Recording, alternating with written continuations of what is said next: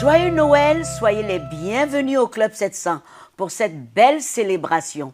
Alors, toute l'équipe, le pasteur Kofi et moi-même, nous sommes heureux de célébrer cette fête avec vous. Et selon Jean 3,16, l'amour infini de Dieu est venu nous toucher.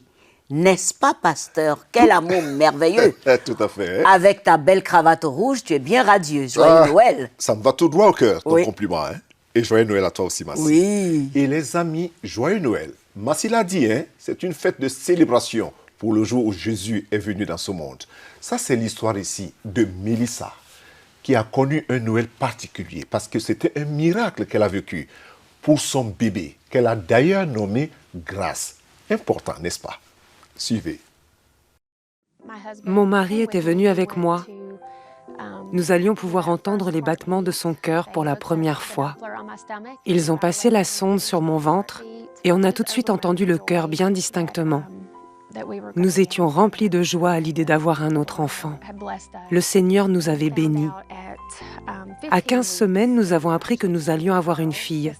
Nous avons décidé de son nom avant sa naissance. Je me suis réveillée en pleine nuit parce que j'avais perdu les os. J'avais très peur. Le médecin nous a parlé des statistiques et des probabilités concernant cette grossesse, expliquant que la plupart des femmes se mettent en travail dans les 24 à 72 heures qui suivent la perte des os. Le bébé n'avait donc pas de chance de survivre. Alors il nous a recommandé de prendre rendez-vous à l'hôpital pour mettre un terme à la grossesse. J'ai regardé les battements de son cœur sur l'écran et je n'ai pas voulu être celle qui mettrait un terme à cette vie. Le médecin nous a alors dit d'aller voir un spécialiste. J'ai envoyé des textos pour demander la prière. Nous avons fait une échographie qui a révélé qu'il y avait une quantité très limitée de liquide amniotique. Le pronostic n'était pas encourageant du tout. Mais nous lui avons dit que tant que le bébé était vivant, nous ferions tout ce qui est en notre pouvoir pour le sauver. Nous lui avons conseillé de rester allongée chez elle. Allongée dans mon lit, je suppliais Dieu de sauver mon bébé. Je le suppliais de faire un miracle.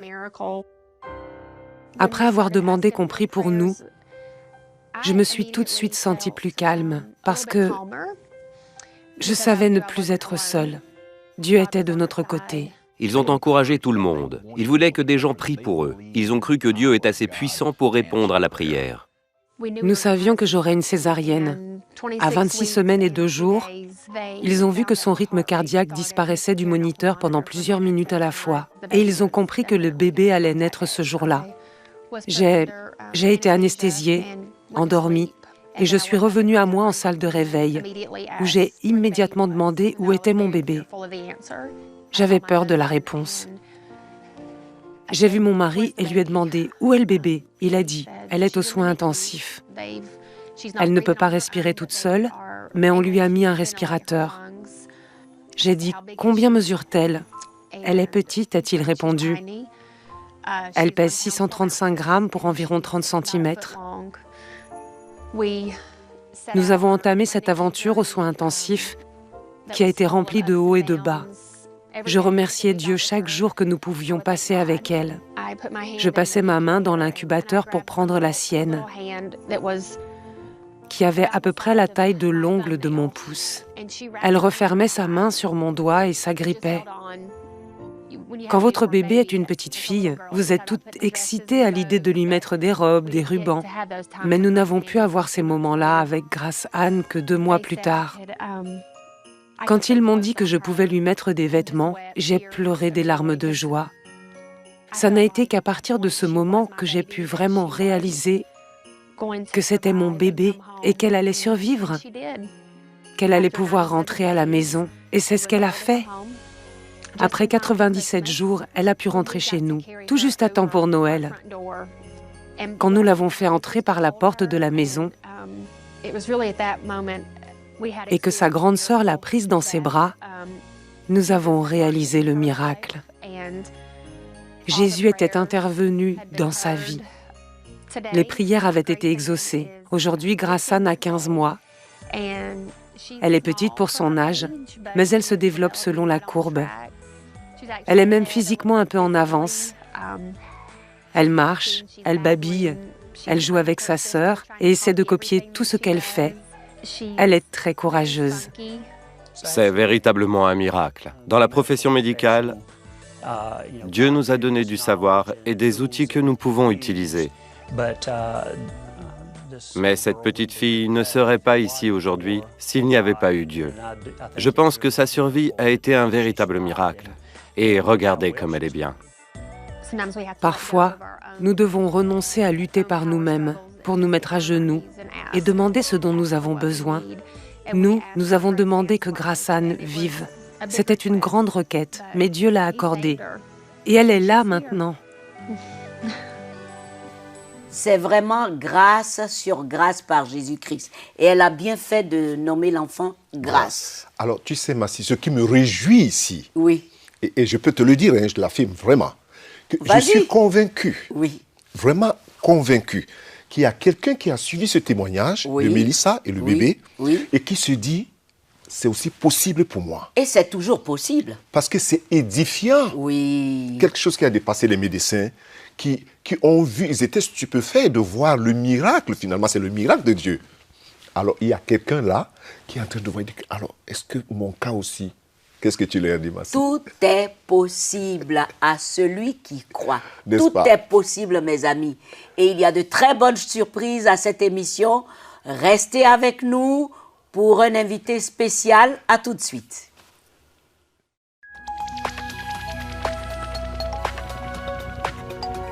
Si vous avez des questions spirituelles, des besoins de prière ou même si vous avez besoin de conseils, n'hésitez pas à nous contacter aujourd'hui à cette adresse ou au numéro suivant. Nos conseillers sont là pour vous aider. N'oubliez pas, nous sommes là pour vous.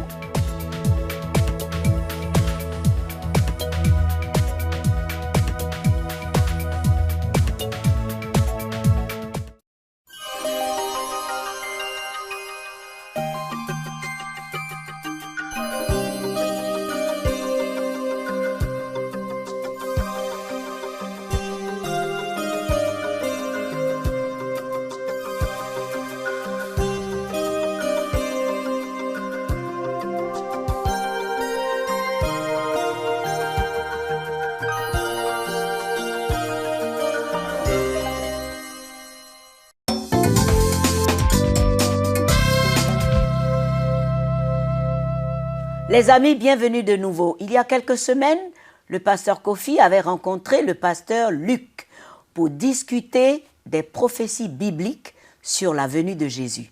Écoutons-les. Bonjour, pasteur Luc. Bonjour, pasteur. Aujourd'hui, c'est spécial. Hein? Ah oui, vraiment. Parce que j'ai une question toute spéciale sur Noël. Encore qu'on est à la fête de Noël. D'accord. Aujourd'hui, beaucoup de choses sont dites sur Noël. D'après vous, pasteur Luc, est-ce qu'on peut affirmer que le 25 décembre est bien la date de naissance telle que le monde le présente aujourd'hui, la date de naissance de Jésus-Christ? Si on regarde le texte biblique, et notamment dans l'évangile de Luc, au chapitre 1, il donne une bonne description de ce qui s'est passé en détail. Et on voit là notamment qu'il y a deux choses qui sont quand même étonnantes. La première, c'est qu'il y avait des bergers dans les champs qui s'occupaient de leurs moutons, de leurs brebis. Un 25 décembre en Israël, même en Judée aujourd'hui, il n'y a aucun berger qui sort avec ses moutons, il fait beaucoup trop froid. Deuxième chose étonnante, c'est de voir que toutes les auberges étaient pleines. Il n'y avait pas de place. Alors comment se fait-il que d'abord on parle de ces bergers qui sont dehors avec leurs brebis, avec leurs troupeaux, alors qu'il fait un froid de canard et il n'y a aucun berger qui oserait sortir avec ses brebis, ce serait beaucoup trop cruel.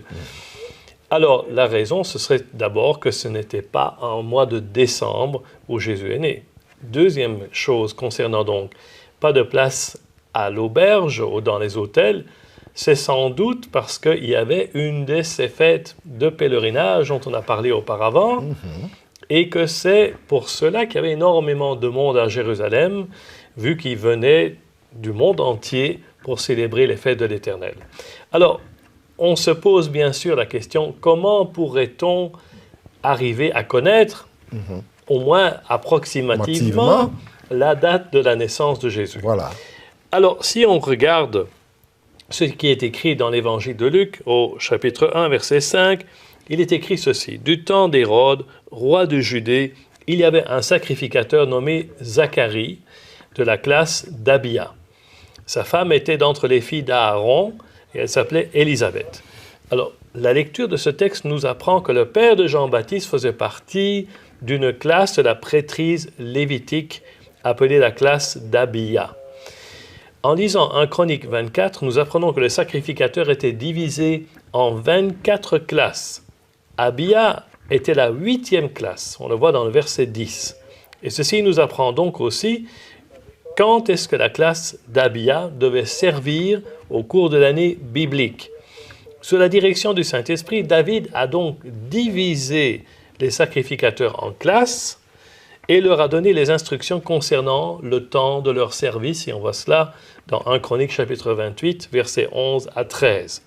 La durée du service de chaque prêtre débutait un sabbat, un samedi, et se terminait le samedi suivant. C'est ce qu'on voit dans 2 Chroniques chapitre 23, versets 4 et 8. En plus de cela, toutes les 24 classes de sacrificateurs servaient 3 semaines de plus durant l'année, selon Deutéronome chapitre 16, verset 16. Donc, on fait un petit calcul rapide. Il y a 24 classes de prêtres qui servent chacun une semaine, donc ça nous font 24 semaines, plus 3 semaines supplémentaires, comme on l'a vu, ce qui nous font 27 semaines. On est bien d'accord. Pour avoir une année lunaire complète, parce que le calendrier biblique est lunaire, comme on a déjà dit, il faut encore ajouter 24 semaines dans l'année.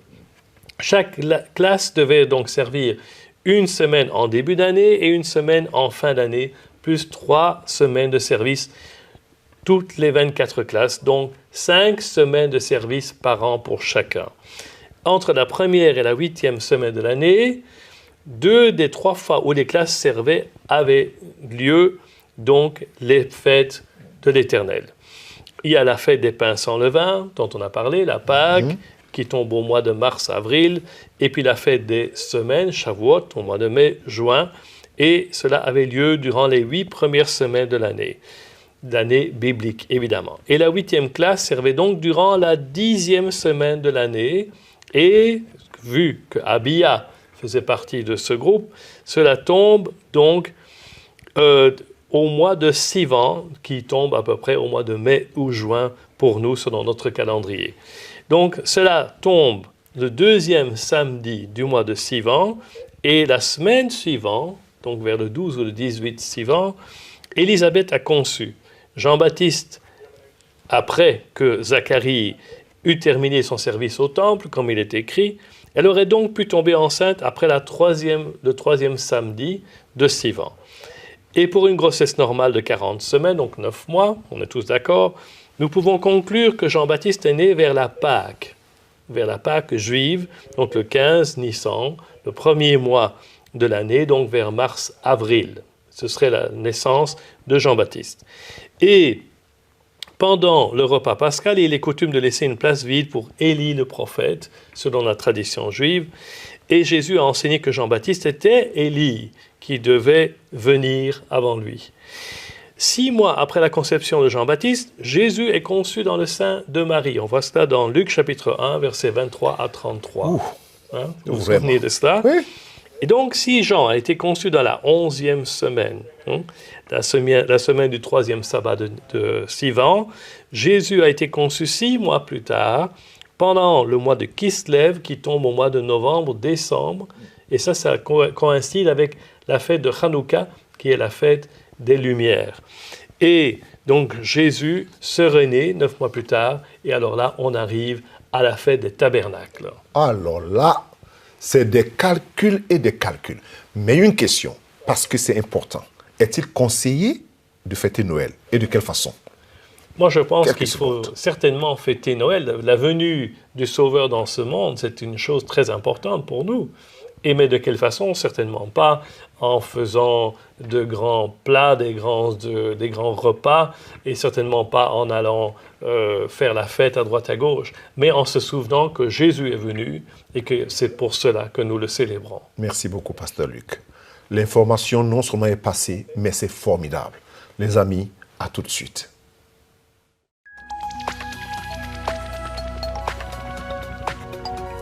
Si vous avez des questions spirituelles, des besoins de prière ou même si vous avez besoin de conseils, n'hésitez pas à nous contacter aujourd'hui à cette adresse ou au numéro suivant. Nos conseillers sont là pour vous aider. N'oubliez pas, nous sommes là pour vous.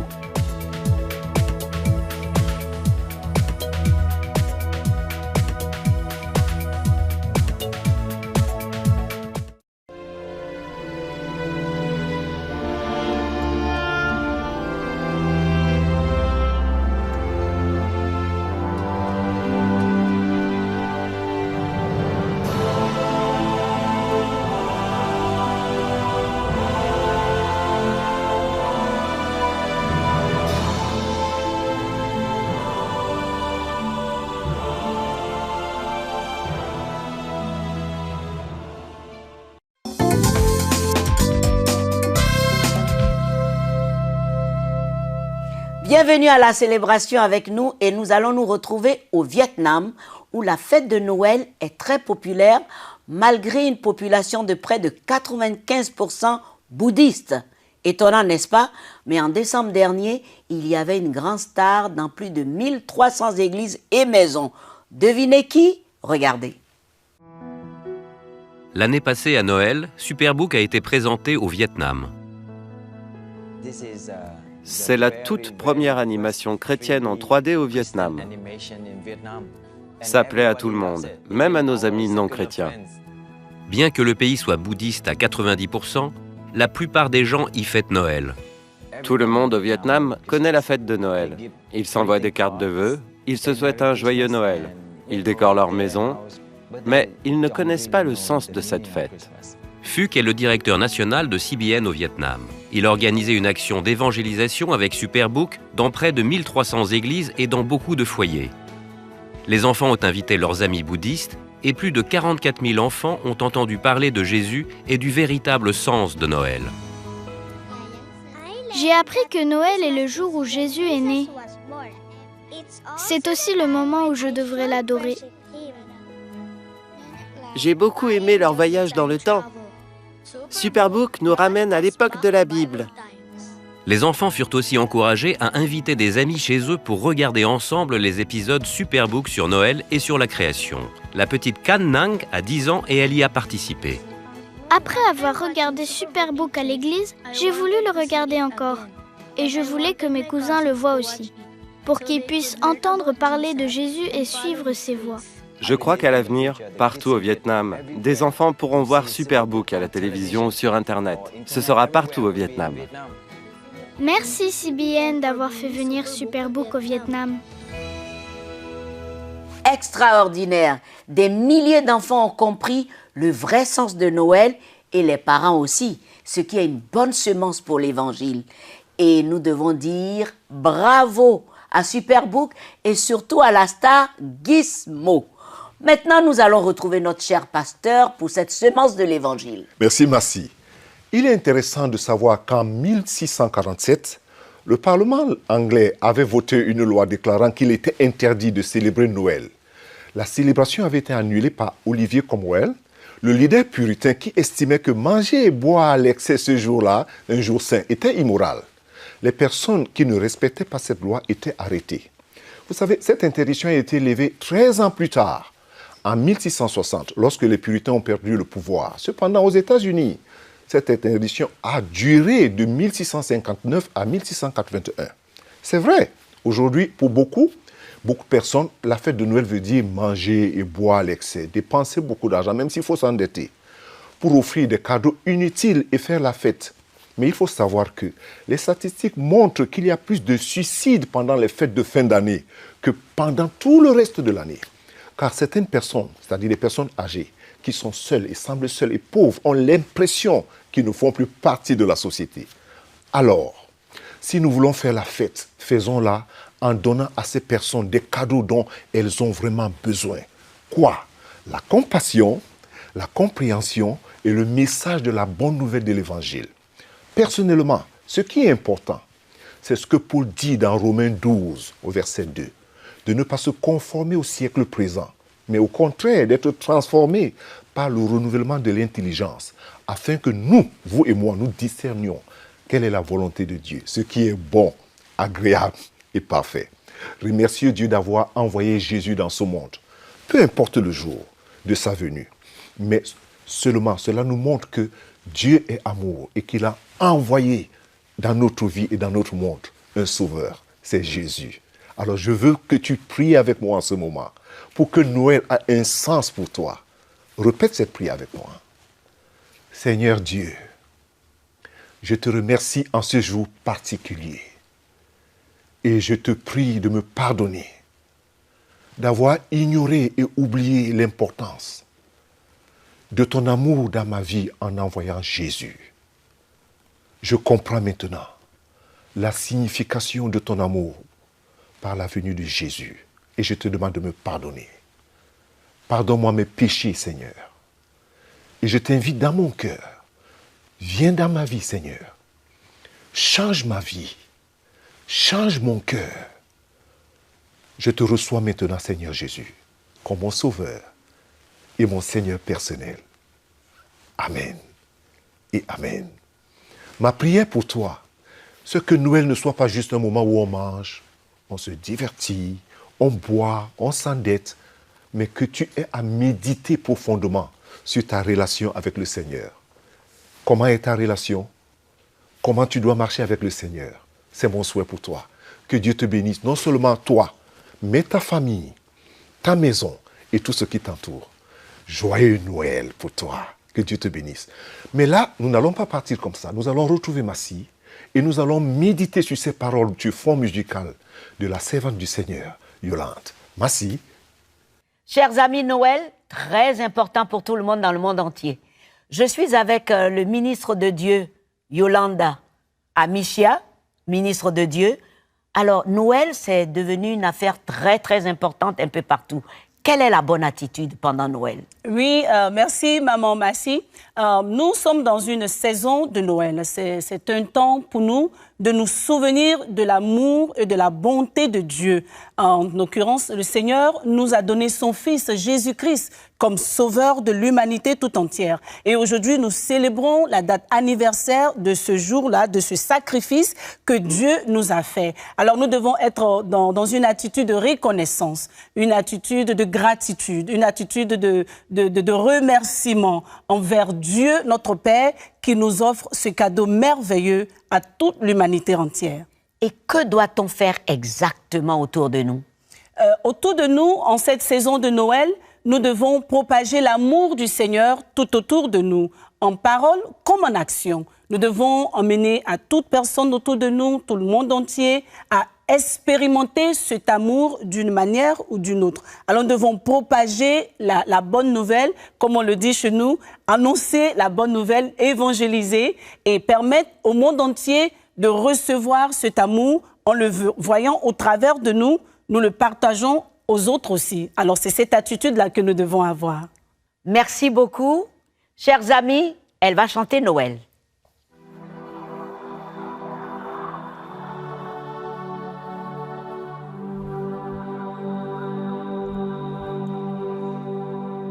Noël, quel jour merveilleux. Dieu, dans son amour, nous offre le plus beau cadeau que le monde ne peut offrir. Jésus-Christ, son Fils bien-aimé. La Bible déclare qu'un Fils nous est né, un enfant nous est donné,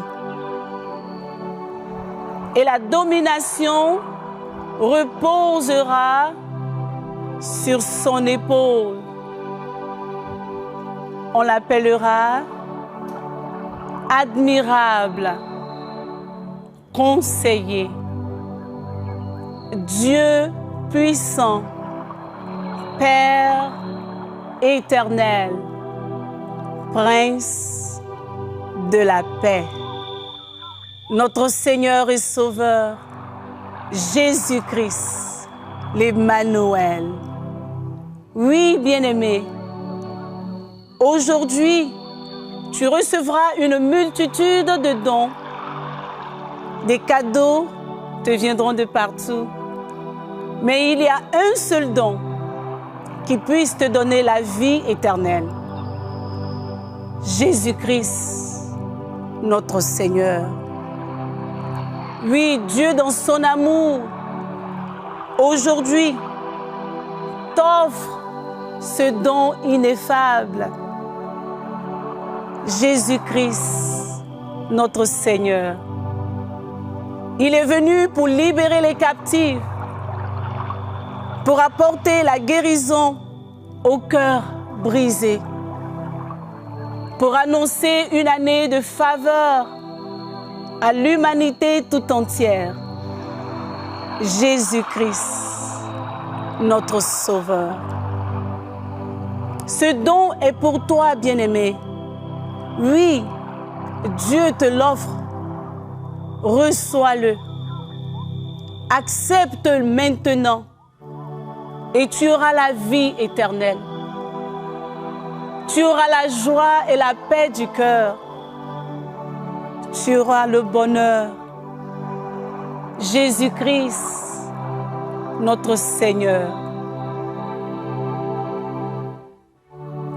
Oui, ensemble, nous allons élever la voix et nous allons témoigner notre reconnaissance au Seigneur, notre Dieu et Père éternel.